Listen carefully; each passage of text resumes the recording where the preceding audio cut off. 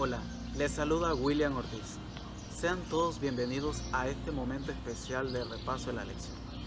Queremos saludar en especial a nuestros hermanos y amigos de San Francisco de la Paz y a todos aquellos amigos que nos siguen por las redes sociales y por este canal de YouTube. Permítanme presentarles a invitados especiales que tenemos en este momento en nuestro programa, que han llegado de diferentes naciones para compartirnos sus conocimientos respecto al tema Solo la Biblia, Solo la Escritura.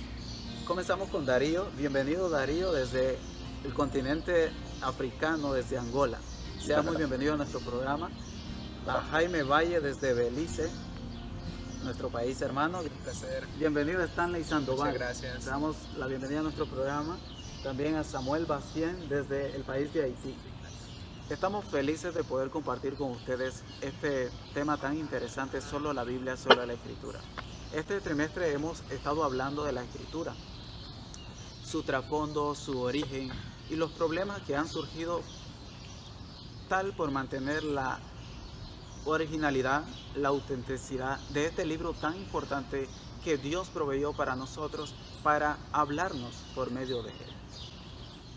La Biblia, es válido resaltar, es única en su mensaje y en su contenido. En este momento estaremos en una sección de preguntas y respuestas. Nuestros invitados especiales nos van a responder algunas preguntas que serán de mucho provecho para ustedes en este momento. Si vamos a un poco a la historia, podemos recordar el término sola escritura surge del postulado protestante, cuando hombres apasionados por el estudio de la Biblia se levantaron en un periodo de oscuridad espiritual, un periodo de ignorancia. Hombres elegidos por Dios se levantan y pelean contra la iglesia que se daba en esos momentos.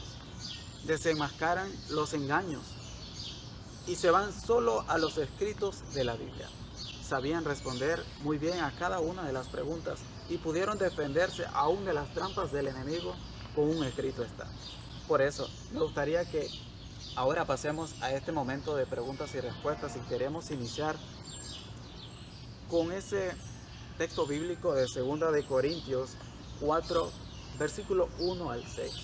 El apóstol Pablo enfatiza mucho pensar más de lo que está escrito. Samuel, me gustaría que nos explicaras un poco acerca de lo que quiso enfatizar el apóstol Pablo. Ok, muchas gracias, hermano, y gracias también por esa pregunta. Pero vamos a ver un poco en el folleto lo que dicen los autores, ¿verdad? De ese folleto. Dice que desde el principio, desde el comienzo, los adventistas de séptimo día se consideraban como el pueblo del libro. Es que decir, cristianos que creen o que reconocen la autoridad de la palabra de Dios, que es la Biblia. ¿Ok? Y esa Biblia que es nuestra fe, que es nuestra guía, que es nuestra máxima autoridad para la vida y la doctrina. Creemos también que hay otra fuente.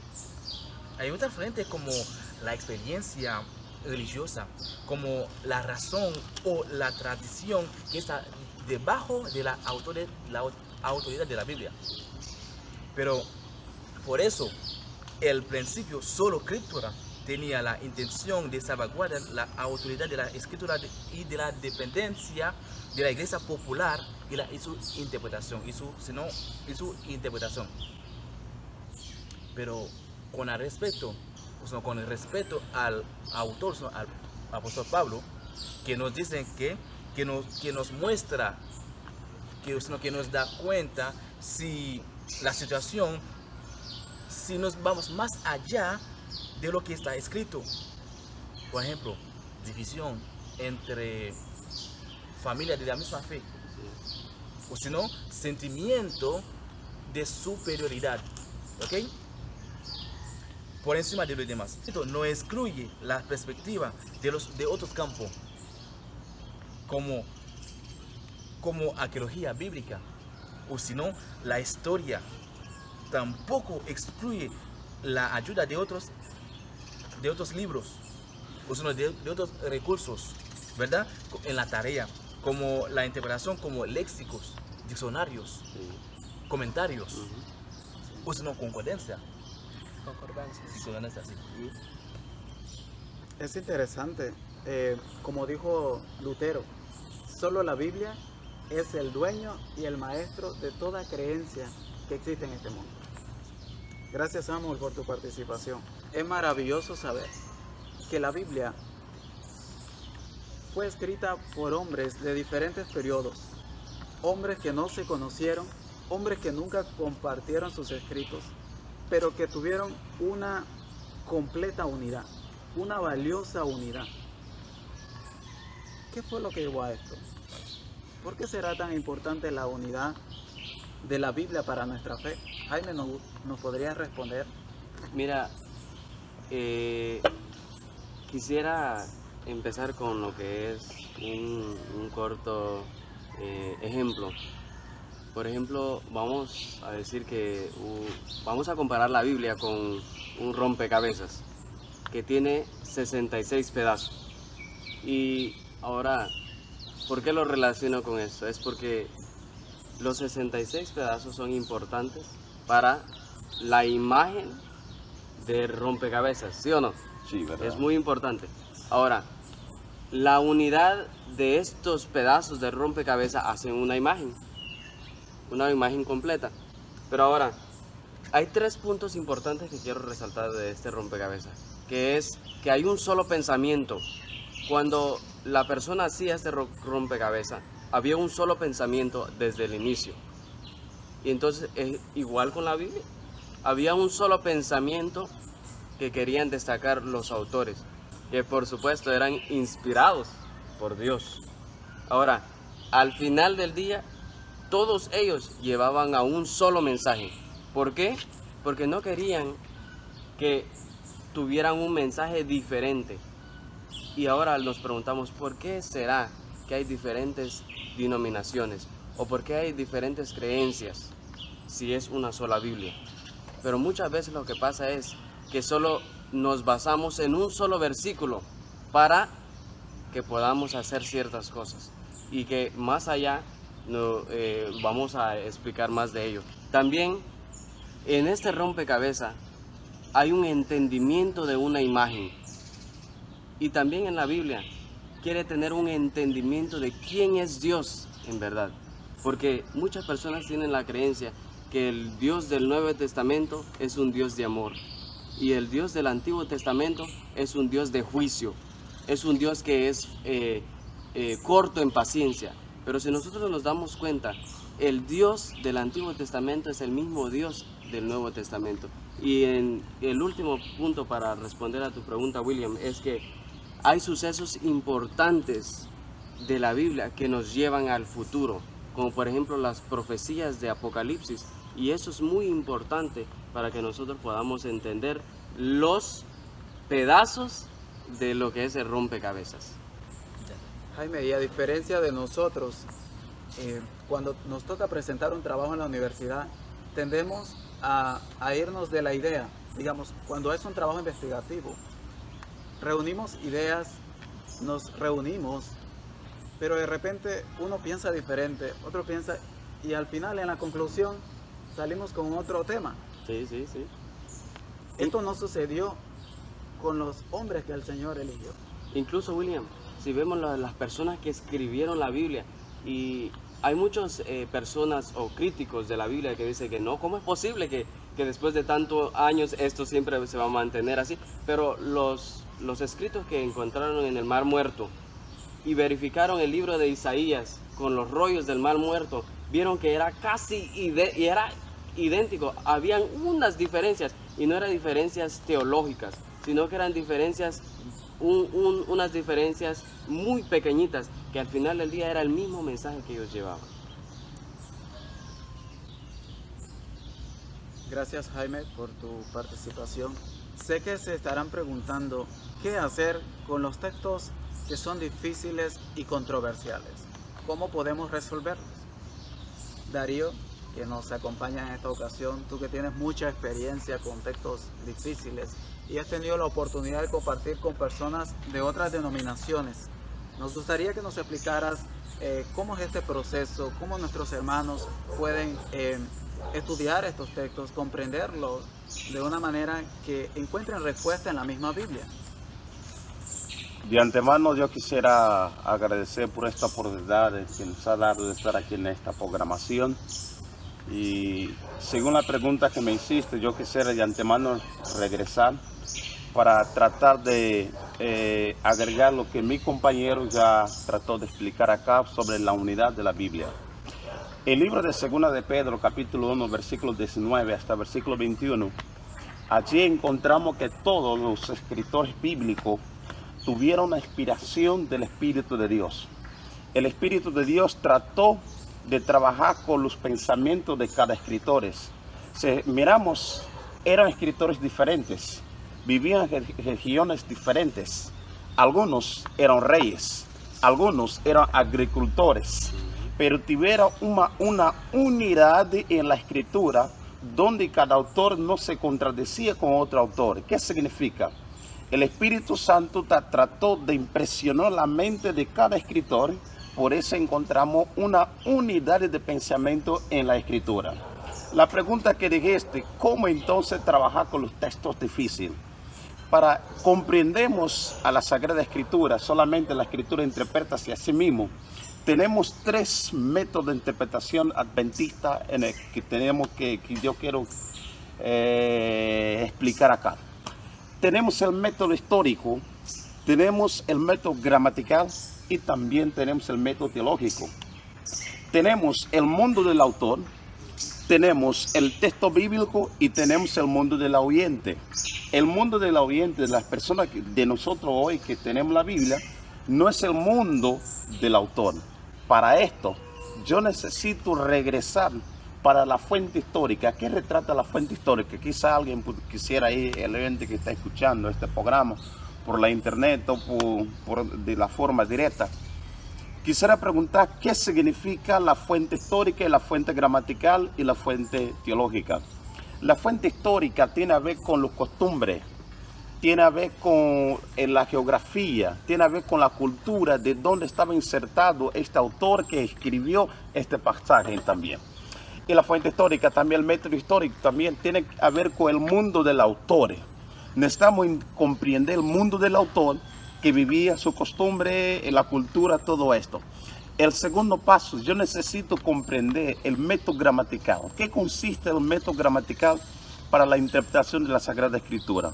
El método gramatical, tanto en español, y tanto en inglés, y tanto en francés, y tanto en portugués, para mi idioma, hay varias traducciones que están torciendo el texto original. Para esto, yo necesito recoger a la originalidad de la Biblia. De esto, yo necesito estudiar, comprender el griego y también el hebreo de cómo fue descrito la palabra que el pasaje me está diciendo. Nosotros estamos hablando de la fuente gramatical, un método gramatical que yo necesito sacar desde la originalidad del texto bíblico. Tenemos también el método teológico. El método teológico, yo tengo que mirar en cada pasaje, en cada texto bíblico, que Dios me está diciendo. Por lo tanto, permítame repetir, tenemos el método histórico, irnos al mundo del autor, tenemos el método gramatical, sabiendo la originalidad del texto bíblico, y el mundo teológico. Teología es tratar de ver lo que el pasaje me está diciendo acerca de Dios. Y entonces, el Espíritu Santo es el hombre encargado para este todo proceso. Tenemos tres métodos para interpretación de la palabra de Dios. Amén. Excelente. Podemos ver también que como adventistas estamos seguros de que no estamos solos en afirmar que la Biblia es la autoridad final. También sabemos que otras denominaciones lo creen. Pero, ¿cómo podemos explicar esas doctrinas que son contrarias a lo que otros cristianos dicen de la Biblia? Gracias, William, por esta pregunta. En el mundo cristiano tenemos muchas religiones que sacan textos bíblicos y de este texto bíblico crean su creencia o su doctrina. En la Biblia tenemos varios textos bíblicos controversiales que aparentemente algunas sacar este texto bíblico pueden decir que no, Este texto bíblico está diciendo esto, sin analizar los tres métodos de interpretación que acabo de decir, el método histórico, el método gramatical y el método teológico. Yo quiero compartir con ustedes en este momento dos textos bíblicos para entonces analizarnos acá en este momento y sacarnos que aparentemente tanto en español y en inglés y en portugués podemos llegar a la conclusión que el texto bíblico está diciendo algo. Pero yo quiero invitar a mis compañeros que me ayuden. Vamos a analizar aquí en este momento el libro de Romanos capítulo 10 versículo 4. En Romanos capítulo 10 versículo 4, Pablo está escribiendo una carta para los hermanos de Roma, para los días de Roma. Para esto, para interpretar el texto bíblico, yo necesito aplicar los tres métodos de interpretación. Necesito primero ir en los días del autor, en el mundo del autor. Necesito estudiar el aspecto cultural de esta zona donde el apóstol Pablo está enviando la carta. Necesito hacer análisis de interpretación gramatical para ver el aspecto gramatical del texto bíblico y necesito analizar lo que el pasaje me está diciendo acerca de Dios. En Romanos capítulo 10 versículo 4, muchos cristianos en el mundo, muchas iglesias en el mundo cristiano llegan a la conclusión que el texto bíblico que el apóstol Pablo está diciendo que ya no es necesario guardar la ley. Vamos a leer el texto bíblico de Romanos capítulo 10 versículo 4. Romanos capítulo 10 versículo 4, digo el siguiente el apóstol Pablo: porque el fin de la ley es Cristo para la justicia de todo aquel que cree. Aparentemente el texto bíblico me está diciendo que Cristo es el fin de la ley. Entonces, al aceptar a Cristo Jesús, ya no necesito guardar la ley. ¿Qué cree usted? Aparentemente el texto bíblico me está diciendo esto. Y muchos cristianos, especialmente en Angola, donde yo vengo, muchos cristianos sacan ese texto bíblico y dicen que no es necesario guardar la ley. Porque ya Cristo es el fin de la ley y terminó con todas las toras de la ley. Para esto, al analizar este texto bíblico, porque el fin de la ley es Cristo, el término fin encontramos más de 58 veces en el Nuevo Testamento, que en análisis gramatical significa telos. Este telos no es solamente de fin, de terminar. El telos significa meta, propósito, finalidad y cumplimiento. Entonces el pasaje me está diciendo que Cristo es el cumplimiento de la ley, que Cristo es el propósito de la ley, que Cristo es la finalidad de la ley. Pero ¿cómo llego a estas conclusiones? Regreso a leer el texto bíblico y voy a buscar otro pasaje. Romanos capítulo 2 versículo 4 dice el siguiente: porque el fin de la ley es Cristo para la justicia de todo aquel que cree. Porque la finalidad de la ley, el término griego que está ahí, telos, porque la finalidad de la ley es Cristo Jesús. El cumplimiento de la ley es Cristo Jesús. Permita analizar otro texto bíblico muy rápido. Vamos para 2 de Pedro, un texto bíblico dramático, problemático. 1 de Pedro sería mejor, en función del tiempo que tenemos acá. 1 de Pedro capítulo 3, versículo 18 y versículo 19 hasta versículo 20. 1 de Pedro capítulo 3, versículo 18, 19 y 20. Digo el siguiente: porque también Cristo padeció una sola vez por los pecados, el justo por los injustos, para llevarnos a Dios, siendo a la verdad muerto en la carne, pero vivificado en espíritu.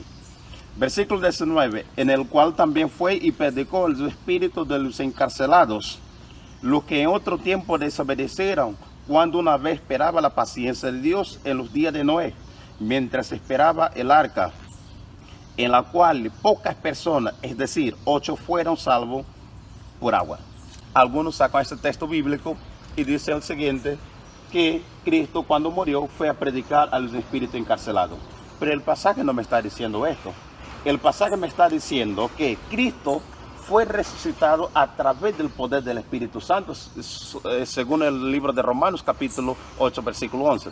Y este Espíritu Santo que resucitó a Cristo, Él se encargó de predicar a los espíritus encarcelados, que en este sentido estamos hablando de los antiguos diluvianos. No fue Cristo que fue a predicar, fue el Espíritu Santo, el representante de Cristo, que predicó a través del ministerio de Noé.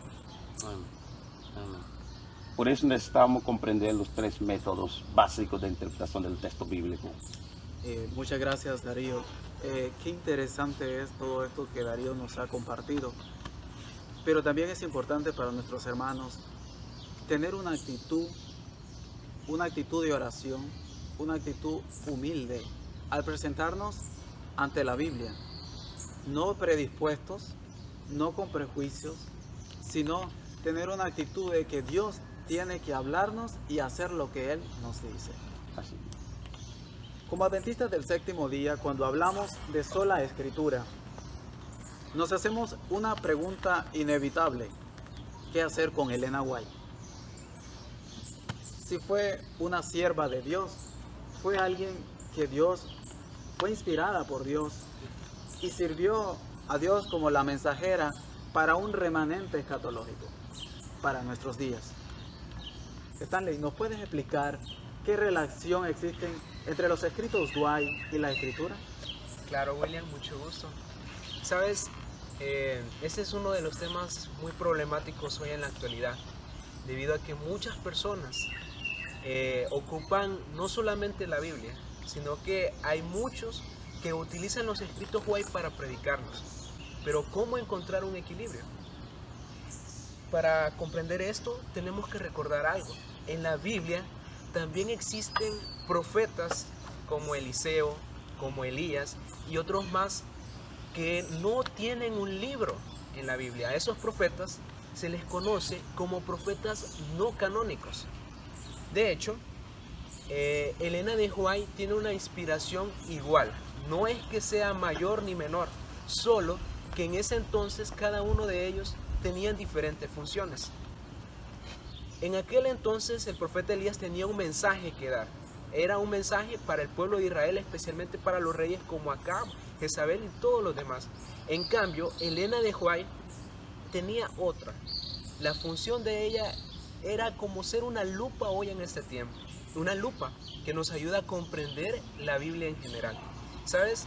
Elena de White en ningún momento no puso los escritos del espíritu de profecía superior a la Biblia.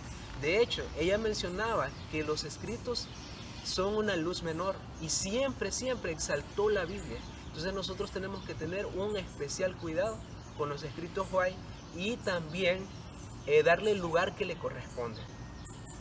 Ella siempre llamó a las escrituras como el tesoro más precioso que el cristiano puede tener hoy. Siempre la exaltó, como decía nuestro compañero Stanley. Algo más que se me había escapado añadir. Ella menciona que si las personas, el pueblo de Dios, hubiera dedicado el tiempo, el valor y la importancia que tiene la escritura, sus testimonios no tendrían por qué estar hoy en la actualidad. Si lo hubiéramos estudiado de una manera apasionada, no tendríamos necesidad de ello. Sí, la verdad este es un tema muy interesante, un tema que debe estar siempre todos los días en nuestras vidas, que meditar en las escrituras. Podemos concluir este tema tan interesante compartiendo algunas recomendaciones que nuestros invitados quieren dar a nuestra audiencia. Darío, ¿nos podrías compartir? Yo quisiera terminar leyendo el libro de Juan capítulo 5, versículo 39, que dijo: escudriñad la escritura porque a vosotros parece que en ella tenéis la vida eterna, y ellas son las que dan testimonio de mí. Cristo resaltaba la escritura, y que vayamos a la escritura para que podamos tener un verdadero conocimiento de Cristo Jesús. Muchas gracias. Jaime, ¿nos puedes compartir tu recomendación? Mi recomendación para cada estudiante es que al estudiar la palabra de Dios, que no vayan con prejuicios, sino que estén dispuestos a que con fe Dios les va a hablar por medio de su palabra. Muchas gracias. Stanley, ¿nos puedes compartir alguna recomendación?